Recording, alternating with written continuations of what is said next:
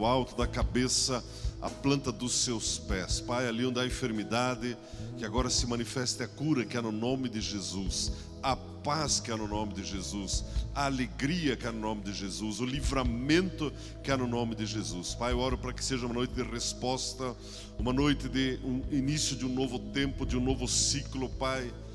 Tera labachorre, queira labamas. Eu sei que há pessoas que estão em posição delicada, talvez alguns aqui estejam em posição delicada no seu emprego, outros no seu casamento, nas suas finanças. Saiba que Jesus é o Rei, Ele é o Senhor, Ele está aqui. Eu declaro sobre a tua vida que você entra num lugar de segurança, um lugar de paz, um lugar de conforto, um lugar de ânimo, um lugar de vitória. Todo intento das trevas contra a tua vida não prevalece, em nome do Senhor Jesus.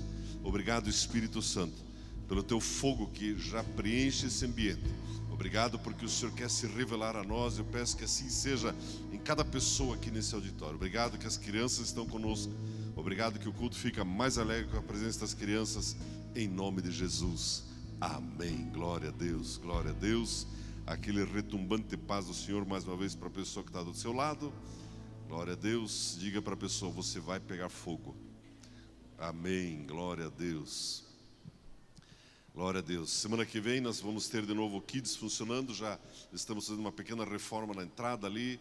Agora vai ficar mais aconchegante ali. A nossa sala do Welcome lá de trás também está vindo aqui para frente. Estamos preparando um forro bem bonito ali, fazendo uma pintura nova também. Vai ser um tempo especial. Semana que vem, então, você pode levar o seu filho direto no Kids novamente. Glória a Deus. Eu quero continuar o assunto sobre o Espírito Santo. Estamos muito gratos a Deus por aquilo que Deus está fazendo. Semana passada estivemos ministrando ali na igreja em Curitiba, no Batel, a 316 de Curitiba. E no momento de orar com as pessoas, muitas pessoas começaram a orar em línguas, recebendo dons do Espírito Santo. Uma senhora, ela começou a orar em línguas de um jeito que, assim, aos meus olhos já era um jeito de veterano, assim, né? Porque tem gente que é um nível hard, assim, as irmãs assim, que já oram assim, com muita intensidade. Eu vi, bom, essa senhora já é veterana. E orando com outro. Quando terminou o culto, ela estava lá embaixo, esperando na saída. E aí ela me olhou assim e ela falou: pastor, o que é isso? Isso é isso? Eu falei: isso é isso. Mas isso é isso? Isso é isso mesmo, né? Ela começou a orar lá, já nível veterano. Então quero encorajar você, hoje quando nós orarmos, vem aqui para frente. Nós queremos abençoar a sua vida para você já sair aqui orando nível veterano. Amém, meus irmãos? Glória a Deus. Nós temos comentado o texto, Lucas capítulo 3, versículo 16, tem norteado essas nossas ministrações sobre o Pentecostes, sobre o Espírito Santo. Esse texto, João Batista, ele declara: eu batizo vocês com água, mas está para vir aquele que vai batizar vocês com o Espírito Santo e com fogo. Temos aprendido que Deus gosta de se manifestar, Deus gosta de ser conhecido como Deus de fogo. Deus é Deus de respostas de fogo. Deus não é Deus de respostas mornas, de respostas evasivas. Deus, quando Ele se manifesta, é com fogo, é para resolver a situação. E eu quero ver alguns textos com você. Eu quero começar hoje por Êxodo capítulo 3, do versículo 1 ao 3. Êxodo capítulo 3, do versículo 1 ao 3. Você pode acompanhar a leitura comigo nesta hora. E você pode, antes de nós lermos, dizer para a pessoa que está do seu lado: você é uma sarça. Eu já vou explicar isso, né? Uma sarça. Uma sarcinha maior, outra menor, uma baixinha, mais magrinha, uma sarcinha. Êxodo 3, do versículo 1 ao 3, diz assim: apacentava Moisés o rebanho de Jetro, seu sogro, sacerdote de Midian. E levando o rebanho para o lado ocidental do deserto, chegou ao monte de Deus, a Horebe. Apareceu-lhe o anjo do Senhor numa chama de fogo, no meio de uma sarça. Moisés olhou, e eis que a sarça ardia no fogo, e a sarça não se consumia.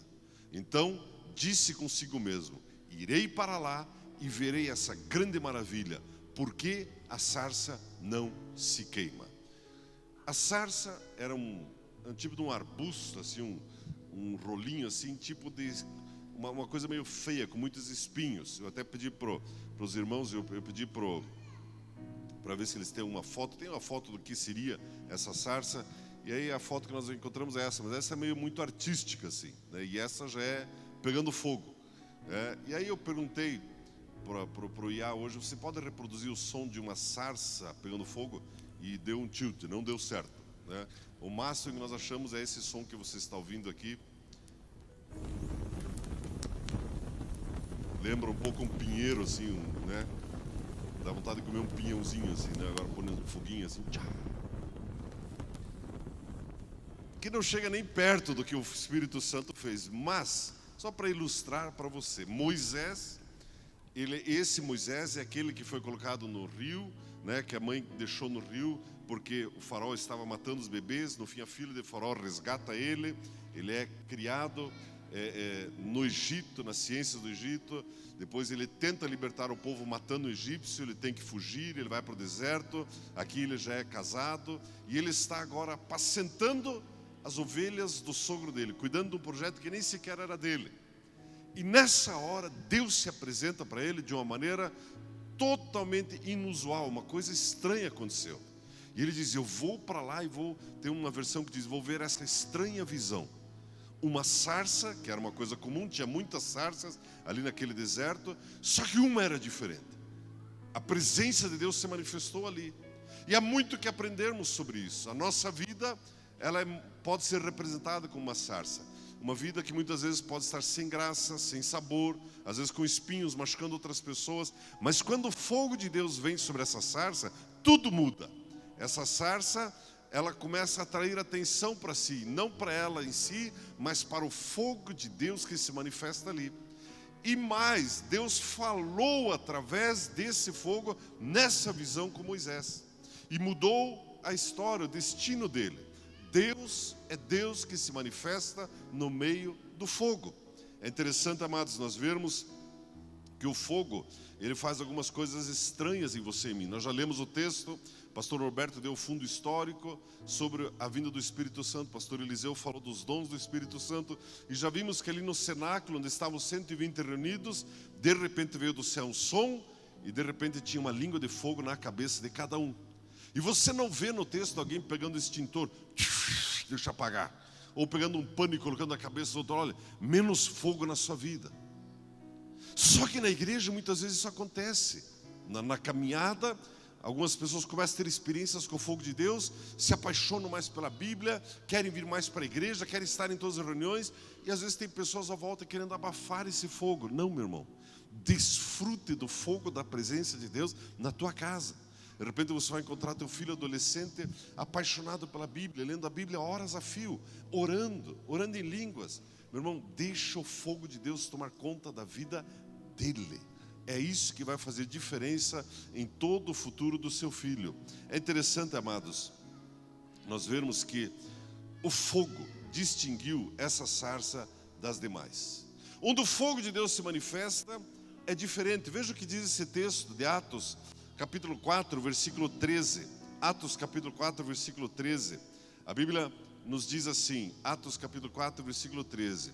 Ao verem a intrepidez de Pedro e João, sabendo que eram homens iletrados e incultos, admiraram-se e reconheceram que haviam eles estado com Jesus. Pedro e João, homens comuns, pessoas como você e como eu. Mas o Espírito Santo usou eles para fazer um milagre, para levantar um paralítico que sempre era colocado à porta do templo. Atos capítulo 3. E aqui os religiosos da época foram confrontá-los. Ei, quem deu autoridade para vocês fazer esse milagre? E eles sabiam, olha, não é possível. Você não estudou em lugar nenhum, você nem médico é, você não... Como é possível? E eles tiveram que reconhecer, sabe de uma coisa? Eles estiveram com Jesus. Quem anda com Jesus, quanto mais anda, mais o fogo de Deus se manifesta, mais você vai manifestando a glória de Deus na sua caminhada. Pastor, mas no meu trabalho eu não tenho tempo, eu não posso. Você tem mais tempo do que você imagina. É interessante que o fogo de Deus, ele também produz uma inquietação à sua volta. Pessoas podem se incomodar com o fogo de Deus, você sabia disso? Imagine você, né, dançando aqui na frente, pulando aqui 500 graus de fogo puro, santo. Isso que não cantamos nem do urso que rasga o urso pelo meio, a força de Sansão, nem chegamos lá ainda. Imagine você dançando. Tem gente que vai ficar lá, nossa, mas já se viu, né? Você nem leva jeito para tanta extravagância assim. Pois é, o fogo de Deus, ele leva você a fazer coisas estranhas, coisas que inquietam outras pessoas. Aliás, se ninguém está ficando inquieto, cobrando você à sua volta, tem alguma coisa errada. Está na hora de deixar o fogo de Deus aparecer mais no teu dia a dia. Eu me lembro, em 1990, 91, por ali, nós morávamos em São Paulo, não tínhamos os filhos, éramos jovenzinhos, recém-casados, trabalhava numa indústria multinacional, uma indústria química de origem suíça. E eu não me aguentava, eu ficava falando de Jesus para todo mundo, pregando, expulsando demônio. Eu me lembro que uma vez eu fui, hoje teve o despacho aqui, uma vez eu fui na casa de uma secretária do nosso chefe, e ela apavorada, assim, ela tinha uma sobrinha doente, ela falou, na época eu não era pastor, né, mas ela falou, Arno, fizeram isso aqui na nossa casa, tinha um prato lá com mel, com cabelo, com não sei o quê. Falei, jogue fora esse troço aqui, Jesus é Senhor. Ficaram tudo, eu já estava tão cheio do fogo de Deus, orando, expulsando demônios. Foi o ano que a gente andou com a doutora Neuza Tioca toda semana expulsando demônio, lembra daquilo, velho? No Rio de Janeiro. Rio de Janeiro era brabo, irmão, com todo amor aos cariocas, mas a turma mexe com cada coisa esquisita lá. Mas mesmo assim, Jesus foi libertando. E eu me lembro que na ocasião, eu tinha uma viagem para Recife com um dos vice-presidentes da empresa, era um francês mesmo. E eles estavam incomodados. Aí na viagem ele me deu uma carta para ler. Aí eu li a carta e a carta não era nenhuma indireta, era uma direta assim. Ele falou, a mistura de religião com trabalho, que não pode, não sei o quê. E aí ele falava com sotaque meio francês assim, né? Entendiu? Eu falei, não entendi nada. E não vou parar, né? Meu irmão, o fogo de Deus, ele leva você a priorizar aquilo que é mais importante. Imagina que você está lá no teu trabalho, atendendo um fornecedor, um cliente, de repente vem aquela inquietação, fale do meu amor para ele. Meu irmão, feche a pasta, guarde as ferramentas e fale do amor de Deus. Você vai se surpreender. Eu já contei esse testemunho para vocês, não sei se foi nesse culto da noite, mas um irmão querido nosso, ele foi fazer uma venda em São Paulo, crente. O chefe dele aqui, crente também, e falou para esse que ia lá, você vai lá vender o nosso sistema, é um banco, não vai pregar para os caras. Eu já conhecia a figura, não vou me comportar, eu só vou vender o nosso sistema lá. Muito bem, chegou no banco, tudo chique lá em São Paulo, estava o dono do banco, todo chique e tal, e outro assistente do lado, assim, mais à vontade, uma camisa polo e tal.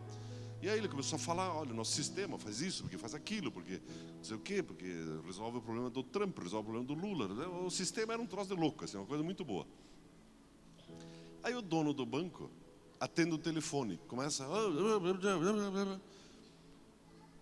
E nessa hora ele começa a falar com a pessoa que está do teu lado. E o Espírito Santo inquieta ele, fale para ele do meu amor. E ele lembrando do chefe e lembrando da voz do Espírito Santo. O chefe dizendo, não fale de Jesus, vá lá e venda o troço. Mas o rapaz, ele começou a pregar para essa pessoa, O dono do banco desliga o telefone. Pois não, podemos continuar. Não, só um pouquinho que agora eu tenho que terminar um assunto aqui. E aí terminou de pregar para esse sujeito aqui, bom, aí a venda já era, né? Aí ele vai ligar para o chefe em Curitiba. Como que foi? Assinou o contrato? Rapaz, não deu muito certo. Não vai me dizer que você pregou. Não aguentei, preguei. Não aguentei. O que eles dois não sabiam é que o dono do banco, na verdade, era esse que estava do lado. Eles faziam aquela estratégia para conhecer as pessoas e tal. E o assistente era o que estava vestido dono do banco.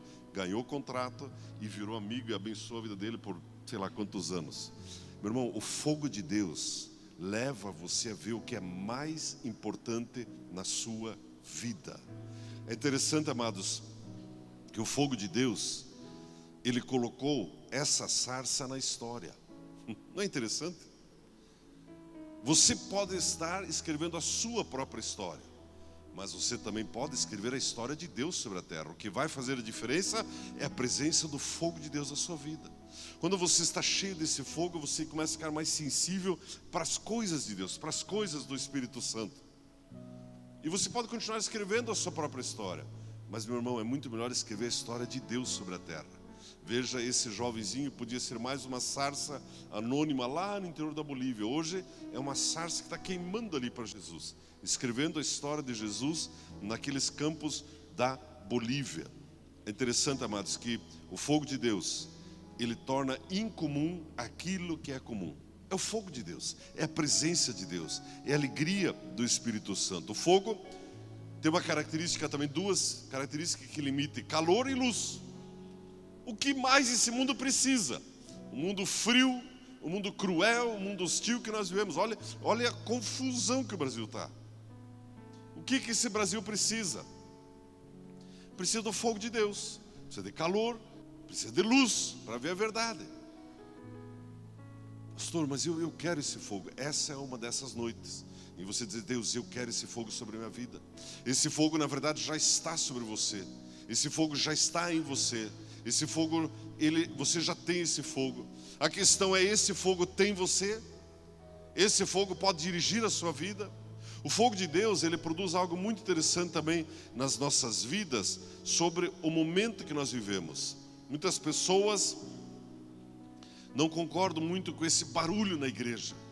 Deus nunca foi um Deus silencioso, meus irmãos. Em algum momento da história da igreja nós inventamos a oração silenciosa. Não! Nós oramos em voz alta. Deus é um Deus de fogo, meu irmão. Quando o Espírito Santo veio soprando, e já veio língua de fogo sobre cada um. Davi, quando ele viu ídolos, ele falou: isso é mudo, isso é surdo. Deus fala conosco. Deus fala conosco.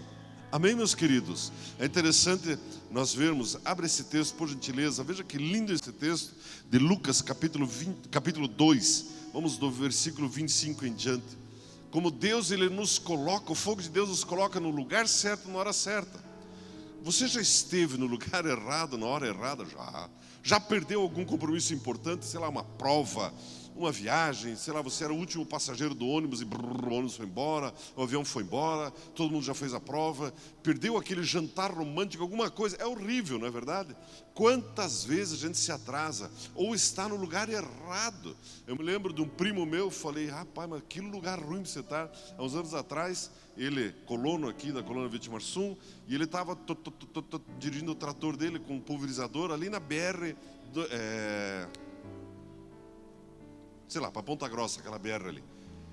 E teve 3 carros fortes, uns anos atrás, não sei se você lembra, que foram assaltados ali. Alguém lembra disso? Foi assim uma confusão. Sabe aonde? Justo onde ele estava. Já tiro e bala voando para tudo que é lado. Foi uma coisa grave, morreu gente. Bom, ele pulou no mato, e daí eu falei: e daí? Ele falou: rapaz, eu confessei pecado até a 5ª geração para frente, porque era só tiro e bala voando para tudo que é lado. E foi uma confusão, morreu gente. Aí depois acharam ele no meio do mato, não sabiam se ele era um dos assaltantes, já teve que sair assim e tal. E bom, enfim, eu falei: mas que lugarzinho ruim, ele falou: ruim. Eu confessei pecados que eu nunca imaginei que eu poderia ter feito na minha vida. Eu prometi coisas para Deus que eu acho que eu nunca vou poder cumprir. Assim, eu tinha certeza que ia morrer, que ia levar um tiro naquele dia lá. Depois você dá um Google lá, veja, 3 carros fortes assaltados no caminho Ponta Grossa, vai aparecer ele lá. Um alemão, matava branco, aquele dia ficou cor de rosa transparente ainda, né? Assustado. Às vezes a gente está no lugar errado, na hora errada. Só que com o Espírito Santo não. O Espírito Santo leva você na hora certa, no lugar certo. Veja esse texto da palavra de Deus, Lucas capítulo 2. Diz assim: havia em Jerusalém um homem chamado Simeão, homem este justo e piedoso, que esperava a consolação de Israel, e o Espírito Santo estava sobre ele. Revelara-lhe o Espírito Santo que não passaria pela morte antes de ver o Cristo do Senhor. Movido pelo Espírito, foi ao templo. E quando os pais trouxeram o menino Jesus para fazerem com ele o que a lei ordenava, Simeão o tomou nos braços e louvou a Deus, dizendo: agora, Senhor, podes despedir em paz o teu servo, segundo a tua palavra, porque os meus olhos já viram a tua salvação. Pense estar na hora certa, no lugar certo. Isso me leva para uma das marcas do fogo. O fogo nos ensina a esperar. Lembra que já falamos sobre isso, que o ser humano não é muito bom de esperar? Muitas vezes, por não saber esperar, você queimou algumas etapas, perdeu algumas oportunidades. A espera, do ponto de vista do mundo, é uma espera chata, impaciente, gera ansiedade, gera angústia. Mas a espera no reino de Deus, que o fogo de Deus produz, me ensina a esperar com expectativa do milagre. Esse homem esperava esse dia, esse homem esperava esse momento. E quando chegou a hora, o Espírito Santo moveu ele para estar ali. Eu declaro que você é dessas pessoas que é movida pelo Espírito Santo para ser a resposta, para estar no lugar certo, na hora certa e ver essas grandezas de Deus. Imagine o privilégio. Pouco se fala da infância de Jesus, mas esse é um registro tremendo. E esse homem pegou no colo Jesus. Você consegue imaginar o privilégio? Imagine, né? O homem talvez não valoriza tanto isso, mas os avós presentes e as mães presentes, pegar um bebê no colo é um dos maiores privilégios que nós temos na terra, porque é o próximo projeto que está dando certo. Esse homem pegou Jesus no colo, por estar na hora certa, no lugar certo. Meu irmão, não tente mais adivinhar, não decida mais, eu vou fazer uma lista aqui a favor e contra, eu vou decidir. Não, deixe-se guiar pelo Espírito Santo. Pastor, como que eu faço? Comece falando isso: Espírito Santo, eu quero ser dirigido pelo teu fogo. Um pouco mais adiante nós vemos uma outra pessoa que esperava e Deus a moveu para esse momento. No versículo 36 em diante de Lucas capítulo 2, veja o que diz esse texto, Lucas 2, 36 em diante. A Bíblia, ela nos conta dessa outra pessoa que foi movida pelo Espírito Santo. Lucas 2, 36. Havia uma profetisa chamada Ana, filha de Fanuel, da tribo de Aser, avançada em dias, que vivera com seu marido 7 anos desde que se casara, e que era viúva de 84 anos. Esta não deixava o templo, mas adorava noite e dia, em jejuns e orações. E chegando naquela hora, dava graças a Deus e falava a respeito do menino a todos os que esperavam a redenção de Jerusalém. Meus irmãos, você percebe que o fogo de Deus quer levar você no lugar certo, na hora certa, e levar você a falar para todas as pessoas sobre a obra de Jesus? Você crê que isso é possível? Pastor, mas eu vim aqui para receber uma palavra para o meu problema. E o Espírito Santo está levando você a levantar os olhos e enxergar a necessidade de outras pessoas. Não é maravilhoso? O fogo de Deus, meus irmãos, ele nos mostra o caminho e a hora. O fogo de Deus nos leva a declarar as grandezas de Deus. Ouça isso, meu irmão. A sarça nunca chamou atenção para si. Ela chamou atenção para o fogo de Deus. Você vai crescer na sua vida ministerial, espiritual. Cuidado para não chamar atenção para você. Chame atenção para a presença de Deus. Você consegue entender isso? Eu me lembro de um pastor, há muitos anos atrás, amigo do Harold, pastor Ebenezer, lá da África. Uma vez ele trouxe toda uma mensagem sobre o jumentinho que carregou Jesus na entrada triunfal em Jerusalém. E um dos pontos que ele destacou foi a conversa desse jumentinho com a mamãe jumentinha no dia seguinte. E o jumentinho fala para a mamãe jumenta: mamãe, eu não entendo. Ontem eu entrei em Jerusalém e as pessoas colocaram folhas de palmeiras para eu entrar, e as suas capas, e todo mundo tirando foto, e o meu Instagram assim explodiu de seguidores, ganhei a placa de 100 mil seguidores do YouTube, e assim, olha mãe, olha, e eu achei que eu era o jumento do século, mas hoje mãe, ninguém está dando bola para mim. Eu achei que ia dar autógrafos, hoje ninguém, estou aqui comendo alfafa de novo com você, mamãe. A mamãe do jumento diz: filho, é que você não entendeu. A glória não é para você, era para aquele que você estava carregando ontem. A sarça em si não tinha beleza nenhuma, mas o fogo de Deus nela era toda beleza. Nós vamos entender isso como servos de Deus, como filhos de Deus, como sarças. Quando o fogo de Deus começa a se manifestar na sua vida, a glória é dele, não é sua, não é minha. Amém, meus irmãos? O fogo de Deus, ele transforma aquilo que é espinhoso em algo belo. Alguém pode dizer: pastor, eu sou uma sarça com muito espinho, pastor. Eu ainda fumo, eu ainda vejo pornografia, olha, eu sou a última sarça da última rua, do último monte. Pois é, o fogo de Deus transforma essa última sarça em algo belo, em algo que abençoa a pessoa. Pastor, mas eu além de espinho ainda sou espinho murcho. É ruim mesmo. Eu não sei se eu falo aleluia, se eu falo lombardi, não, nem sei o que falo na igreja. Eu não sei se eu oro, se eu rezo, se eu acendo uma vela, o que eu falo, não sei, pastor. Pois é justo essa sarça, aquela que você está achando assim, olha, eu sou menos provável. Quando o fogo de Deus vem sobre a sua vida, você se torna uma bênção na tua casa e na tua geração. Esposa, dê uma olhada para o esposo, que sarça linda que você é. Mas não vai se achando, é por causa do fogo de Deus em você, bonitão. É o fogo de Deus em você. Amados, o fogo de Deus, eu quero caminhar para o final, para nós orarmos. O fogo de Deus, ele também tem duas características interessantes. Ele destrói os nossos inimigos e ele edifica nossas vidas. Como isso é possível? Te dou um exemplo. Quando Elias, ele ora e ele pede pelo fogo de Deus. Aquele fogo, quando veio sobre o altar, culminou na morte de todos os profetas de Baal, dos profetas do poste ídolo, e culminou na libertação do povo de Israel. O fogo de Deus, de um lado, ele destrói as obras das trevas. Do outro lado, ele consola, ele mostra o caminho, ele ilumina o seu caminho. E eu declaro que você é dessas pessoas que aprende a conviver com o fogo de Deus, com as coisas do sobrenatural. Nós lemos hoje que anjo fala, anjo se manifesta, o Espírito Santo fala. Eu declaro que a tua casa é endereço da manifestação do fogo de Deus nesses dias. E eu quero convidar você a ficar em pé. Eu quero orar com você nesta hora. Pai Celestial, muito obrigado. Obrigado porque os céus estão alargados sobre nós. Obrigado, Pai, por cada homem, cada mulher, cada criança, cada pessoa que está nesse auditório. Obrigado porque o Senhor tem para cada um a palavra de vida, a palavra de transformação. E eu declaro sobre cada casa aqui representada, abundância, Espírito Santo, o teu fogo. O Espírito Santo, ele é como uma régua na sua vida. Ele te mostra a direção de um caminho reto, um caminho sem desviar-se, um caminho sem balançar na sua fé, um caminho sem duvidar, um caminho sem titubear. O Espírito Santo leva você a enxergar algumas portas que você não está vendo. Ele ilumina esse caminho para você. Portas de trabalho, portas de relacionamentos, portas em casa. E eu declaro que isso se manifesta sobre a sua vida. Eu declaro que o teu discernimento que você recebe hoje, o dom do discernimento de espíritos.